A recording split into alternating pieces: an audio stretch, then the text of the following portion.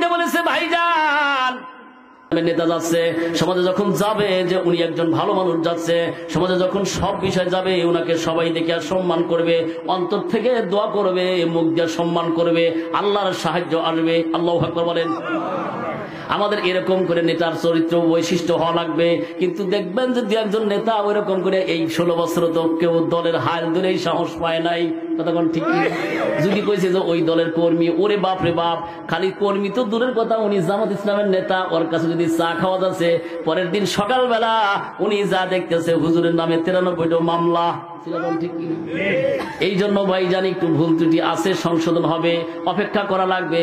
ওদের দেখে আপনারা ইসলামী আন্দোলনকে ঘৃণা করা যাবে না, তার প্রতি আপনার বিরূপ মন্তব্য পেশ করা যাবে না। আপনাকে সংশোধন হওয়া লাগবে, আর ওর জন্য দোয়া করতে হবে, আল্লাহ হয় সংশোধন করে দাও, না হয় অকি আল্লাহ ওখানে অপমান করবে, অপদস্থ করবে, সেটা আমার আপনার কিছু করা লাগবে না। ঠিক কিনা? সুন্দর করে ডাক দিয়ে বলেছে, ভাইজান যখন মক্কা বিজয় হয় তখনকার সময় কাফেররা ওই সময় বলতো, আব্দুল্লাহর পোলা মোহাম্মদের জ্বালায় তো আমরা আর থাকতে পারবো না। দু একজন চেনেই নাই যে আব্দুল্লাহর পোলা মোহাম্মদ কেমন দেখা যায়, কেউ দেখেই নাই, চেনেই নাই। টাকারও কেছে যে ও ভাই আব্দুল্লাহর পোলা আছে, কিন্তু একবার অবস্থা কাহিল, তাড়াতাড়ি ভাগো এলাকা থেকে। কিতাবে তার প্রমাণ দিয়েছে। কি প্রমাণ দেখেন, সব মানুষগুলো যাইয়া বাগান্ডা পাহাড়ের চূড়ার মধ্যে সুন্দর করে যায়, সবাই লুকিয়ে পড়ছে। একজন বুড়িমা জীবনে তার জীবনে কোনোদিন নামই শুনছে, কিন্তু দেখে নাই চেহারাটা। বুড়িমা সব বক্সা বোঝ গোছাইছে, তার সন্তান নাই, তার স্বামী নাই, তার কোনো বংশের লোকজন কেউ নাই, খালি এরকম করিয়া বাইজান নিয়ে রওনা দিচ্ছে। ওই বুড়িমা সুন্দর করিয়া বাইজান, বুড়িমা চিন্তা করতেছে আমার তো ভয় নাই, তাহলে বাপ ওনার কোনো বংশীয় লোক নাই, সন্তান নাই, স্বামী নাই, সব সর্বশান্ত হারা, মানে সব কাফেররা তো পাহাড়ের চূড়ায় যা পলাইছে, তাহলে আমি এখন কি করি? উনি বক্সা বাক্সি নিয়ে ওনার একাই চলা কঠিন, উনি খাড়া হয়েছে, শেষরা শেষরা টানতেছেন। বিশ্বনবী উনি চেহারা দেখে দৌড়ে এসে মা আপনি এত কষ্ট করেন বুঝি না, আপনি যদি একটু বলেন আমি আপনাকে হেল্প করতে পারি, আমি আপনাকে সাহায্য করতে পারি। আল্লাহু আকবার। বুড়িমা চিন্তা করতেছে, সর্বনাশ, এই মক্কা নগরে, এই কুরাইশ বংশে, এই মক্কা নগরে তো এরকম কোন ভালো সন্তান জীবনে কোনোদিন দেখি নাই।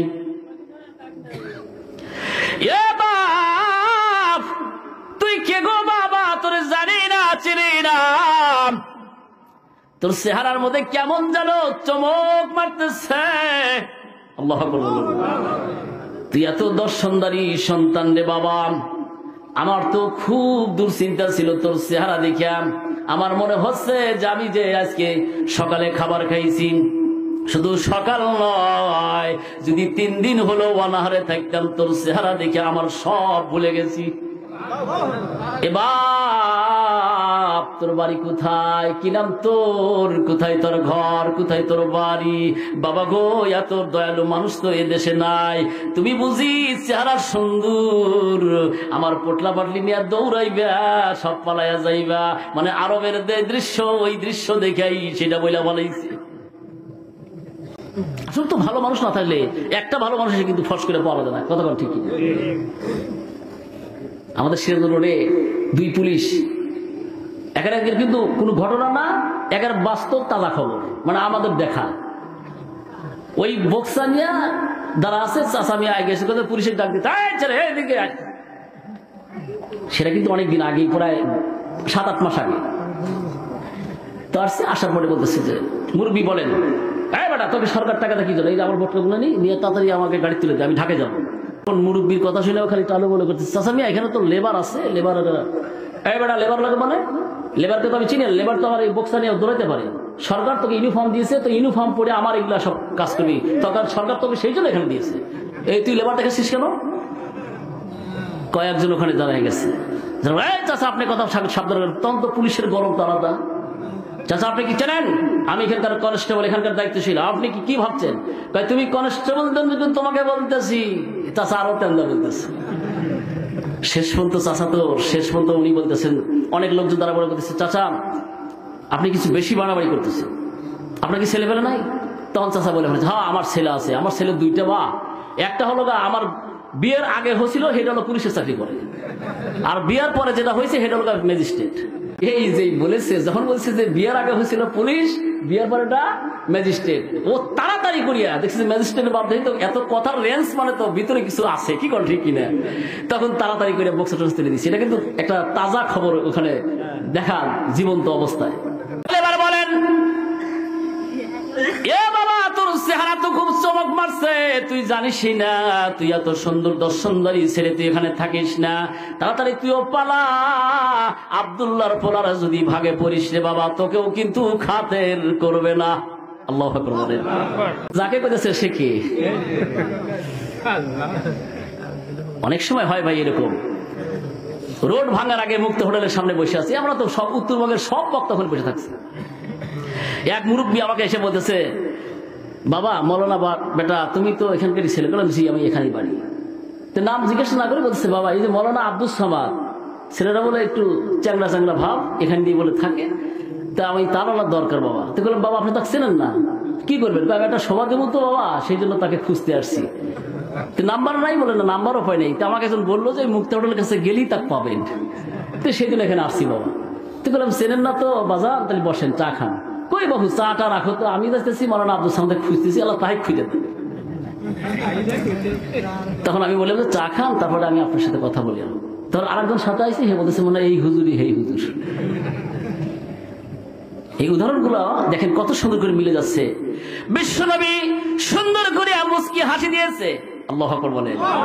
সামনে দুইটা দাঁতের গ্লেস লাগিয়া বুড়ি কেমন যেন অজ্ঞান হয়ে যাচ্ছে, আর বলে বাবা গো তুমি এত সুন্দর, মনে হয় চাঁদের চেয়েও সুন্দর, শুধু তাই নয় এলাকা আলোকময় হয়ে যাচ্ছে। আল্লাহু আকবার বলেন। অমনি সুন্দর করে ডাকি ডেকে বলতেছে, ও বাপ তুমি আমাকে উপকার করতে চাচ্ছ, তুমি আমার সাথে চালি চলো।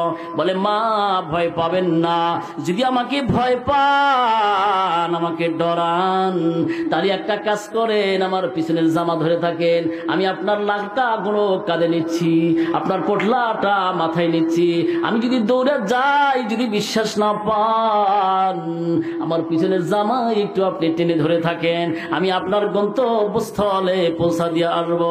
আল্লাহু আকবার। এখন পর্যন্ত পরিচয় দেয় নাই। সুন্দর করিয়া বাজান্ডা বুড়ি পিছি পিছি যাচ্ছে, কিছু দূর যাওয়ার পরে বলে বাবা তুমি পলাইবে না, আমি জানি তোমার আচার আচরণ বাসন ভঙ্গির মধ্যে কোনো পলারের অবস্থা নাই। সুবহানাল্লাহ বলবেন না ভাই? সুন্দর করিয়া ভাইজান নিয়ে যখনই তাড়াতাড়ি করিয়া পাহাড়ের চূড়ার কাছে চলে গেছে, বড় বড় কাফেররা বেজির মতো এরকম উঠি মারতেছে, আবার বাইরে উঠতেছে। আজকেও কিন্তু ভাইজান বেজির মতো শুরু হয়েছে, কথা কোন ঠিক কিনা? এত সুন্দর করে বেজির মতো মাথা বের করে দেয়, আবার টান দেয় ভিতরে ঢুকাইয়া দেয়, আর চিন্তা করতেছে ওই কাফেররা মধ্যে যারা বেশি উগ্র মেজাজি ছিল, সবচেয়ে হট মেজাজি ছিল, ওরা চিন্তা করতেছে ধরা তো পড়ে গেলাম, বুড়ির খায়া কাম নাই, শেষ পর্যন্ত যার ভয় আমরা পাহাড়ের চূড়ায় পড়াইলাম, শেষ পর্যন্ত বুড়ি তাক নিয়ে এসেই আমাদের সামনে হাজির হয়ে গেল। এবার সুন্দর করিয়া দুই তিনজন যারা রাঘব বলের মতো কাফের ছিল, তারা ডাকে বলে, এ বুড়ি তুই কি করলি? বলে কেন তোরা এরকম করে বলছিস আমাকে, কেন এরকম তোরা কয়েকজন একসাথে এরকম আওয়াজ দিচ্ছিস, কারণ কি? ভাই বুড়ি রে জানিস না, যেই আব্দুল্লাহর পোলার ভয়ে আমরা মক্কা ছাইরা পাহাড়ের চূড়ায় পলাইলাম, তোরা সেই আব্দুল্লাহর পোলাকে সাথে নিয়ে আসলি রে বুড়ি। আসলি তো আসলি, তার মাথায় পোটলা নিয়ে আসাইলি। আল্লাহু আকবার।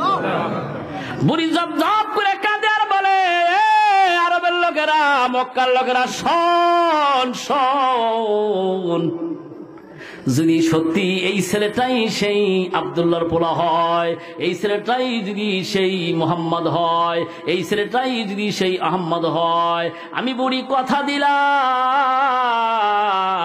এই ছেলের দ্বারা কোনোদিন মানুষের ক্ষতি হতে পারে না, এই ছেলের মতো এত ভালো মানুষ কোনো জায়গায় হয় না।